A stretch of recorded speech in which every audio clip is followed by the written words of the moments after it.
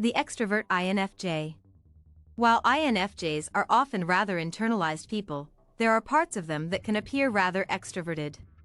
Some INFJs are more outgoing than others and possess many traits which can easily be confused as extroverted. While the INFJ might require a lot of time alone, there are times when they don't actually want to be by themselves.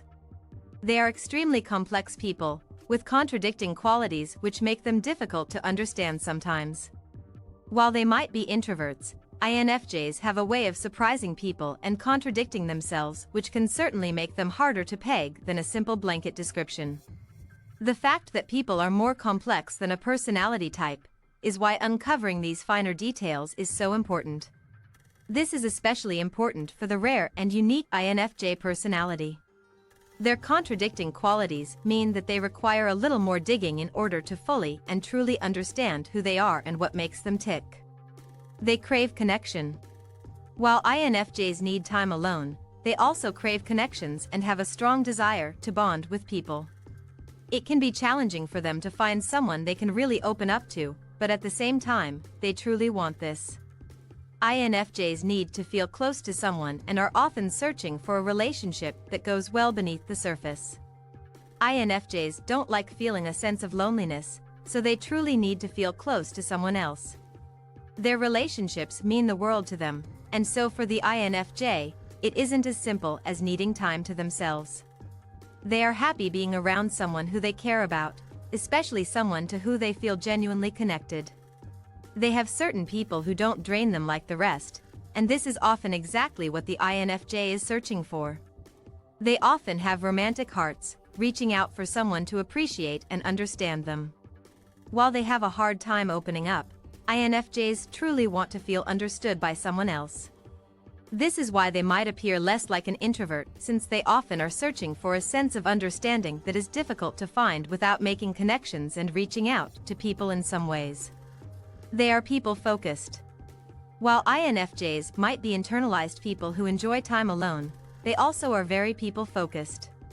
They understand the emotions of others naturally, and this often draws them towards people. When they witness someone in pain or need, it is often the INFJ's goal to help them and make things better.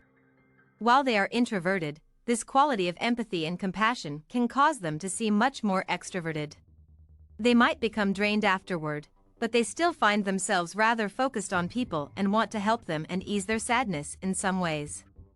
INFJs definitely require time to themselves to process information and their inner thoughts, but they still enjoy being around others. They have a knack for understanding people and seeing into their souls, which is something that makes them lean towards being an extrovert in some ways. Their ability to understand those around them is both a gift and a curse for the INFJ. They are charming. INFJs can be rather social and even outgoing people when they want to be. They understand others, and so they are capable of recognizing which behaviors will work for them. They can adapt to pretty much any situation and will be good at reading the room. The fact that INFJs can be such charming and friendly people is often confusing for others. They don't often appear as introverted as they might be, simply because they are so capable of adapting and being incredibly charming and friendly. Most INFJs are chameleons, so they can adjust their behavior to appear in whatever way they please. This can cause them to mimic extroverted behaviors almost a bit too well. They will certainly be capable of playing the extrovert for a while, although this can become draining. The INFJ might go a long time playing this role, without truly recognizing why it leaves them feeling so exhausted each day. They simply want to please others and will do their best to live up to their own high expectations. This causes the INFJ to push themselves, especially when they don't fully realize that they require time alone in order to recharge and feel like themselves. They enjoy long conversations.